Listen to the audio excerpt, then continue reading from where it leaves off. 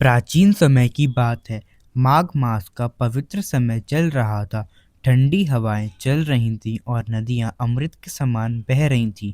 कहा जाता है कि माघ मास में देवता भी पृथ्वी पर आकर गंगा, यमुना और सरस्वती में स्नान करते हैं। एक गांव में धर्मदास नाम का एक गरीब लेकिन अत्यंत श्रद्धालु व्यक्ति रहता था। उसके पास धन नहीं था, पर उसका मन भक्ति से भरा हुआ था। माघ मास आते ही वह प्रतिदिन प्रातः ब्रह्म मुहूर्त में उठकर ठंडे जल में स्नान करता, सूर्य को अर्घ्य देता और भगवान विष्णु का स्मरण करता। गांव के लोग उसका मजाक उड़ाते थे, इतनी ठंड में स्नान करके क्या मिलेगा?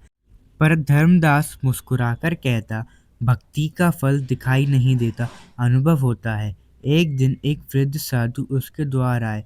धर्मदास ने बिना कुछ सोचे उन्हें थोड़ा सा अन्न और गर्म पानी दिया। साधु बहुत प्रसन्न हुए और बोले, वत्स, माघ मास में किया गया दान और भक्ति जन्म जन्म के पाप नष्ट कर देती है। इतना कहकर साधु अंतर्ध्यान हो गए।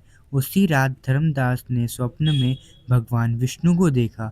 भगवान ने कहा, तुमने माघ मास का सही अर्थ समझा है, श्रद्धा, सेवा और संयम।